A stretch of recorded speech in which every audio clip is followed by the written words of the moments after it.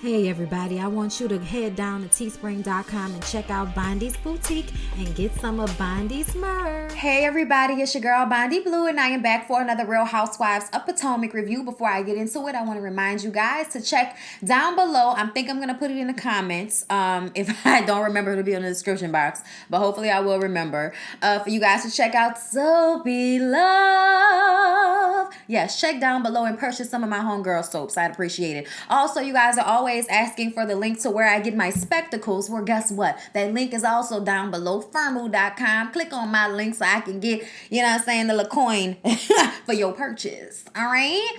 So, now that we've gotten those things out of the way, let's get into how Katie Ross roasted the absolute shit out of Ashley Darby, because Ashley Darby, pregnant with her feet up, made a comment about how Katie's home was kind of rough looking. Okay, just kind of made a comment that said that Katie's property wasn't nice enough or wasn't, well cut. Okay, she isn't waxing, and that's a joke, y'all. That's not what she really meant. But I wanted to read to y'all the roast that Katie gave Ashley. Y'all ready? Here you go. I just watched a video on at Bravo TV. Guess it was one of the after show breakdowns of RHOP.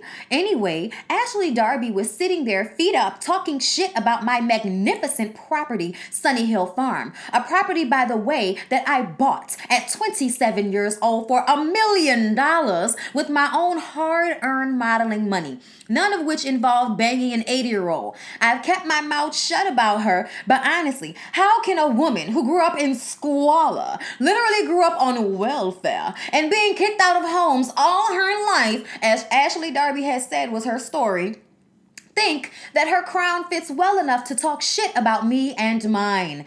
I'm all for people having a comeuppance. Okay, thank you for the uppance. Thank you for the comeuppance. But don't front like you are something that you are not. The abusive digs at other women just to cover for your sexual misbehavior from your, just to cover for sexual misbehavior from your husband, the nastiness, the running for cover, using a pregnancy to shield yourself is not cool. Ew. People who know how vicious her mouth and behavior are, no, it's not cool. Watch your mouth, girl. Hashtag Katie Ross. Hashtag the Katie Factor. Hashtag RHOP. So, I'm happy that Katie decided to read Ashley, because I feel like Ashley is deserving of a read. And neither you being pregnant or being validated by everyone deciding to jump on the fuck Candace bandwagon. Like, I know Ashley feels as if she is so self-righteous, and everything's great between her and Michael and her life is perfect. And at the end of the day, bitch, you was having a baby to ensure your dollars as well as to try to save your shriveled up little marriage. So I'm going to go ahead and bet my champagne glass on Miss Katie Ross for that read. A read for 500, Alex. Okay, like I'm over Ashley, and it doesn't matter how you slice it or dice it. Okay, I did have some sympathy for her in this episode. We'll get into it. So, 4 hours after the hold down, Dorothy and Candace sit down for tea so that they can put together a contract that outlines their relationship, okay? And mainly Dorothy, okay, wants to make sure that Candace is respectful and not so ungrateful for all of the things that she has done for Candace. And Candace just wants her mom to stop being nasty, stop taking digs, and also take responsibility for the fact that you do take digs and you do say little slick shit and you do try to act like a therapist when your daughter needs a mother. And she was like, well, I put on my therapist hat when it's needed, which Candace felt was a dig. And then her mom makes all these facial expressions and a rolling of the eyes and all of this shit, which also makes Candace feel some type of way. I feel like it shows a lack of maturity on her mom's part. And I'm going to say again, I don't know who's paying Miss Dorothy for help, but I need to go to school if this is the people that y'all are paying big bucks to help y'all mentally. Because that lady needs help all on her own. Yes, Candace is not perfect in the situation, but I'm going to always look back at Dorothy for giving Candace all of her negative attributes, because a lot of them are Dorothy-isms, okay? One of the things that Candace is going to have to understand is that as much as she wants to change her mom so that their relationship can be better. Dorothy is who Dorothy is. And there's not much change that's going to happen. The only thing that will probably make her get her life together as far as Candace is concerned is when Candace has a child and decides that she does not want her mom involved because she doesn't want the negativity around her during her pregnancy. Which is something that will probably end up happening. So, I hope it doesn't, but a part of me feels like Dorothy isn't going to feel the need to get in line, so to speak, because I hate to make it sound like that, but you have to stop being such an asshole to your kid. Like, Dorothy really is just like an asshole to Candace. And I know that she takes care of Candace, but I also feel like she takes care of Candace partially so that she can, say, oh, look at all the things I've done for you, so that she can continue to control Candace. And Candace is a princess, but you've raised her to be that way. You've raised her to become accustomed to a certain lifestyle. And I believe that Candace feels like, why should I have to go fuck some old guy for money when my mom has it? And then, the difference between her and Ashley's experiences, and honestly, the reason why I feel like Ashley is jealous of Candace, I think that Candace has her issues with Ashley. I don't know if I would call it jealousy, but I feel like Ashley is jealous of Candace because Candace had the upbringing that she wishes that she had. Even though Candace still had two parents that divorced, but her father wanted to be in her life versus Ashley's experience. So we'll move on from there. Ashley is working at Oz and telling her friend Eve that she and Michael are just like closer than they've ever been.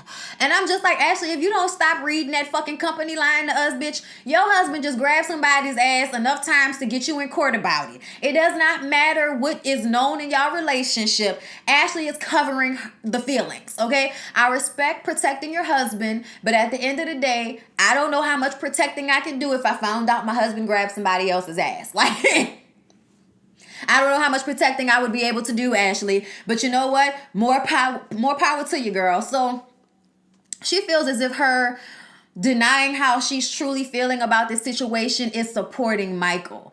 And that leads into the idea that she feels as if she has to keep Michael happy in order to keep him. Her abandonment issue. She's going to talk about this in therapy, but you can already see right here her need to make him happy, her need to appease him, and the way she looks at him as if he is a father figure on top of her husband.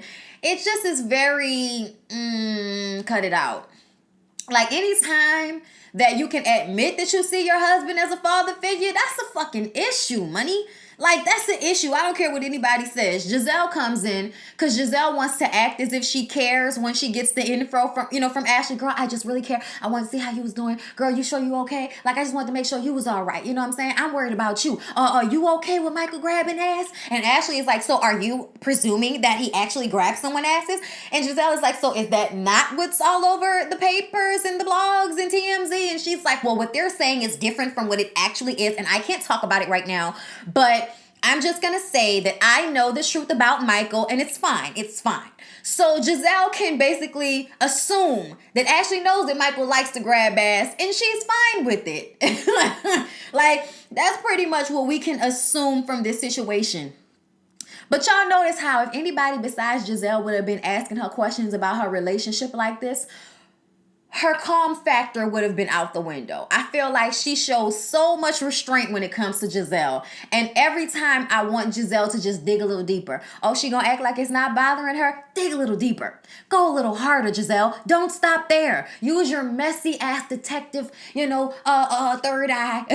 Okay, your messy detective third eye, bitch. Use it. Use it, okay? And figure out what it is that Ashley is hiding. Because Ashley is hiding something. Ashley is hiding how she's feeling about this situation, trying to protect Michael's ass. But y'all notice that Michael ain't nowhere on the show right now, right? You leave your wife to have to deal with this all on her own instead of bringing your little funky ass on this show and showing the united front that she trying to show for you, okay? Oh, Lord. Ashley seems to feel like Michael would never grab the ass of somebody he doesn't know. He only does that with his friends. Ashley, hun. Oh, gosh, you're lying to yourself.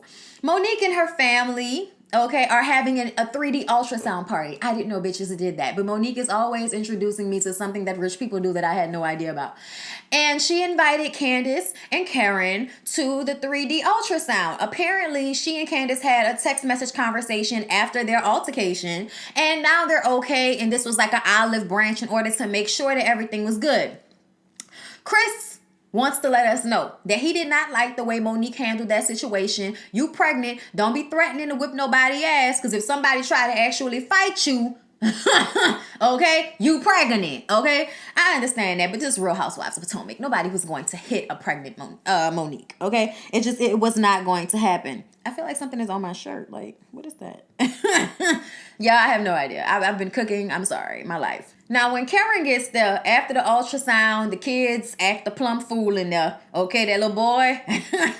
He said, my energy is on 100. When you tell your kids something so much, they eventually adapt and start to say it back to you. It's hilarious. But Chris takes the kids out so that they can talk privately. She'll come back without the kids again to get another ultrasound that, won't be as obstructed because of the kids, moving around and making her feel unsettled. So Karen is like, I just want to check in with you, Candace, because I feel like what's going on with your mother is bleeding over into your friendships with us. and look, Candace, please listen to Karen, okay? Karen will be absolutely right about her assumptions most of the time. I don't know if y'all peeped it, but Karen has been reading the fuck out of everyone. Everyone, okay? Candace says her issue is she doesn't trust anyone.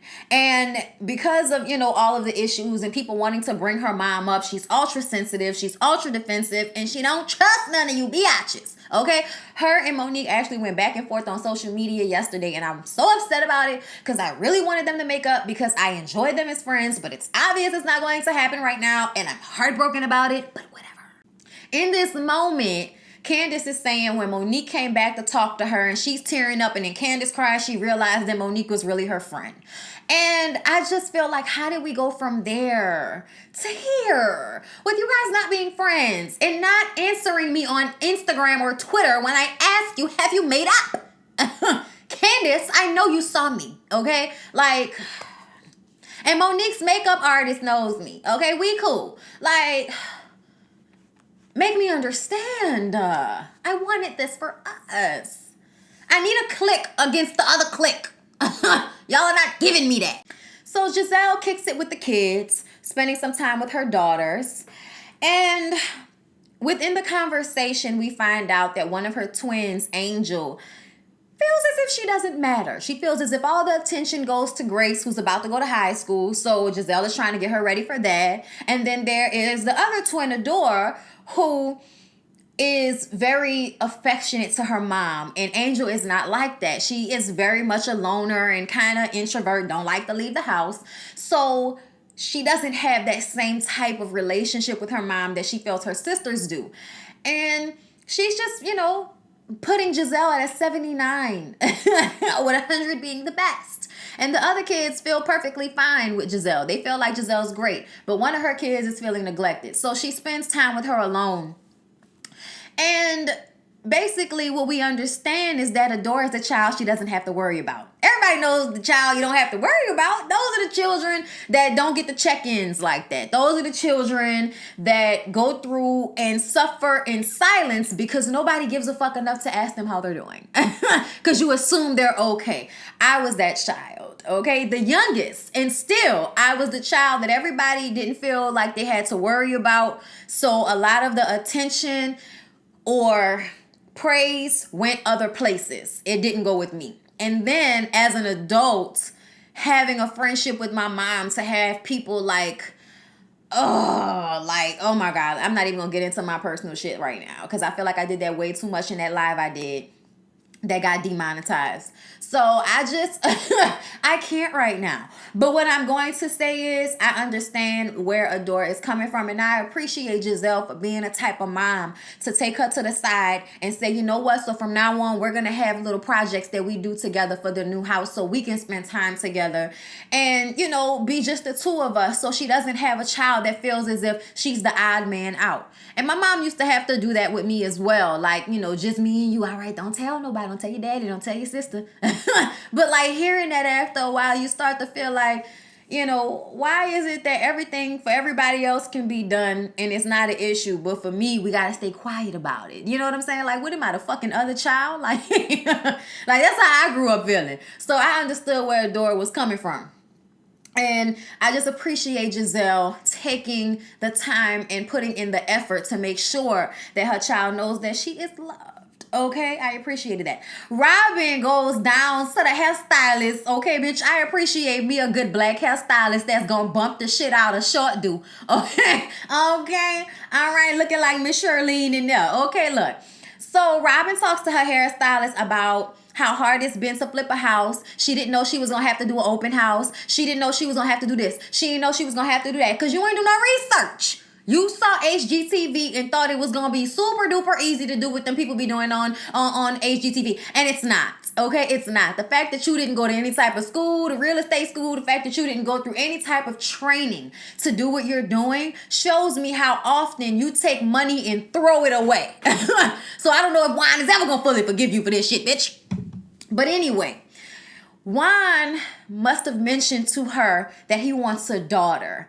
And Robin says, I mean, that's cute and everything, but I think we should be focusing on making sure our relationship is solid and maybe getting married again, because this is just not working for me anymore. I said, bitch, who shot me? Like, are you serious, Robin? You mean to tell me that this man with one foot out the door this entire time, you mean to tell, one dick in the door and one foot out, you mean to tell me that now, at this moment, you've had enough? Well, you know what? As a woman, I understand. You have every right to change your mind and decide what you want. But bitch, we've been telling you for 4 seasons of this damn show that you and Juan playing house was not gonna work out.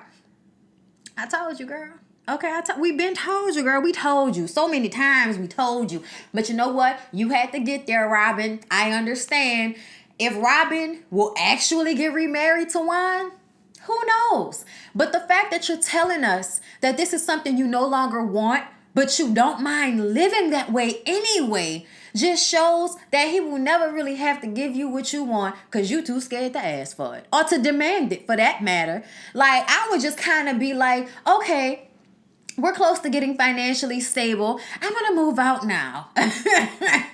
Okay? But see, Juan wants a chance at fixing what he did wrong with the first 2 kids by not being there with Robin when she had them 2 boys. And that's cute and everything, Robin. But fuck being there for a daughter. He need to be there for you. For you. And I mean not for you as a mom. I mean for you as a woman. For you as a wife. A man that's going to be with his wife needs him to be because he wants to be with his wife. Not somebody that's with Robin because Robin will take anything he's willing to give her. Like, you gotta know that a lot of why Juan has never fully left Robin is because of the convenience of it all. Okay? You are unadulterated, no, non-STD filled cooch for him to come and slide in and out of, get a meal and his clothes washed and ironed and his children taken care of. Like, you are for the wifely duties, Robin, with no real return. And that's sad to me. But I'm glad that you finally getting tired. We'll see, bitch. All right, we'll see. So Ashley goes to therapy, y'all, and discusses being strong for Michael and putting on that brave face like I told y'all. And then she admits to seeing her father, well, Ashley admits that she sees Michael as a father figure. And I feel like that's a problem. Like, I think that's kind of gross. I mean, I get it. When you don't have a father, you're looking for somebody to put in that place. And a lot of women marry men who are father figures to them, much older than them when they don't have daddies. I can remember saying for a long time, whenever some old man would try to holler at me, nigga, I got a daddy. This ain't gonna work. You know what I'm saying? Whenever somebody tried to mistreat me or treat me like I was a soybean burger bitch, I had to remember I had a daddy. Like, no, okay? I was raised to feel the love of a man. So I am not going to allow one to dog me the fuck out. Not for too long. I mean, some of y'all done dogged me out a little bit and got away with it. So you think. But ultimately, I was never going to end up with somebody that was going to dog me out because I had never really, you know what I'm saying? I wasn't in a household with that type of doggage. You know, cheatations and all that shit. I wasn't in the house with all of that. So I expected more because I had more, and I recognized that Ashley didn't have that. Ashley was living from pillar to post fucking around with her mama. Never had real stability. And from what I understand, the daddy is white, correct? And Ashley has reached out to the daddy, and the daddy has ignored her. I think it's because the daddy has white children and don't want his white family and his white wife and his other white kids to know he got a black child somewhere. I really do think that we be all right to fuck until y'all get older and y'all want to marry a white woman and, you know, have y'all Blue Lives Matter signs in the yard and shit, and now all of a sudden you ain't got no black daughter named Ashley Darby. Like, I think that it's racial. And the fact that Ashley is completely, you know, not bringing that up on the show kind of makes me look at her like, are you serious? Like, do you really think that he's ignoring you even though he has kids? You think he's ignoring you for no reason at all? He's ignoring you because you the black child that he don't want nobody to know he had. And the mama... Because, you know, we're going to go ahead and speed through all of this therapy shit because, you know, we've already basically talked about it. But when she asked her mom about him, and the mom is like, well, he, you know, communicated to me he was ready to have a child. And I said, Ashley, mama, let me ask you a question. Did he say that when he was having sex with you? Because I don't know if you know, but men love to say that shit. That's just so they can have sex with you without a condom. That's not because they really mean it. Okay? Have you... Look, I know Baby Boy came out after the fact, but I didn't even know that was a thing until Baby Boy. That you niggas like to have sex with women without condoms and then tell them you want them to have your baby while y'all are doing it. But then when the baby come along, everybody acts like, I mean, we just had sex that one time. You know what I'm saying? Like, I feel like that's the type of situation that Ashley's mama is talking about, where he said that shit to you when y'all were having sex. Because there's no way that somebody who actually wanted a child with you would abandon you and your child to the point where Ashley don't know him and ain't never seen him. Ashley said she reached out to him on Facebook. He blocked her. Blocked her, y'all. And then when she looks at his Facebook on her mom's page, because he ain't blocked the mama, she looking at all the pictures of him and his kids and shit. And they were blurred, so I couldn't see them, but I assume that those children are white. And that makes me assume that he don't want nobody to know that he got a black child somewhere. Period, point blank. And I feel very terrible for Ashley. And the fact that she's married an old white man, trying to marry your daddy, bitch, it's not healthy. And Ashley is very much pregnant in these confessionals and everything. As much as she screams how happy she is, wait till that baby get here. Wait till that baby get here and it's you and Michael and that fucking baby. Talk to me then and tell me how you feel. She wants to actually go and find her daddy and meet him in person. Michael doesn't think it's a good idea. I don't think it's a good idea. Her mom thinks it's a good idea. I'm like, all right, Ashley, listen to your mama. Listen to your mama. But I feel like Ashley's going to get her feelings hurt. I really do. I mean, he'd already blocked you. What else is there to, you know, talk about at this point? He don't want to be involved. You've reached out. He know where you at. So Candace and Chris go to a couple's dinner with the Samuels and the Hugerts. Okay? It's really cute. Because the rest of you motherfuckers, you know, ain't nobody got time to be hanging out with y'all. It's the clique that I like right here. This is the clique that I like. Okay? Karen says, you know, I'm so glad that Chris and Candace are here, but especially Candace, because I think it's so important for her to see that marriages do work. She doesn't want to be dusty and alone and divorced on an island all alone like Giselle. No, I don't want that for Candace. I love Karen. I love Karen. The shade. Okay? They talk about, you know, children because we got to talk about the 3D ultrasound, and she whips out the picture and was showing everybody. And, you know, we get into how, you know, if Candace is going to have kids, she wants a house with 6 or 7 bedrooms. And Karen was like, we did the same thing and we didn't even use all of those bedrooms. Okay, you better listen to her. Okay? And, you know, Candace does that thing when she's just like, you know, just singing anything that she says. Y'all, we do that. We do that. We do that. The singers do sing anything they say sometimes. And Ray is like, oh, you know, you really do have a lovely voice. You know, unlike some people that I hear around here. And Monique says, speaking of Ashley, I've spoken to her. Oh, Lord, the shade that Ashley can't sing at this table is hilarious.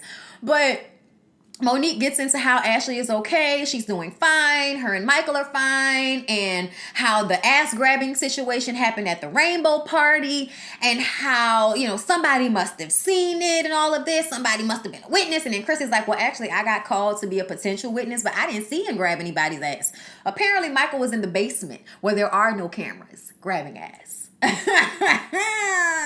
And somebody was like, oh, it has to be, Mike's or something like that. And I'm like, look, I don't know what happened, but this case has been thrown out. So that makes me feel like either there were no cameras around or Real Housewives of Potomac is covering it up. I'm not sure. I don't know, okay? But we do know that Michael likes to grab ass. We do know that Ashley is lying about how upset she is. So to me, I won't talk to the cameraman. Okay, that's who I won't have a conversation with. So yeah, y'all, that's pretty much everything that went down. But nobody knows what to assume about Michael. They can just only go off of what they know, which is like, 3 people heard you said you wanted to grab some sausages. So we can just assume that you out here wanting to slap on my knob like corn on the cob. Check in with me, hey, and do your job. Lay on the bed. And all right, I'm done. Anyway, you guys, don't forget to like, comment, and subscribe to my channel if you have not already. I love you guys, and I'll see y'all in the next one.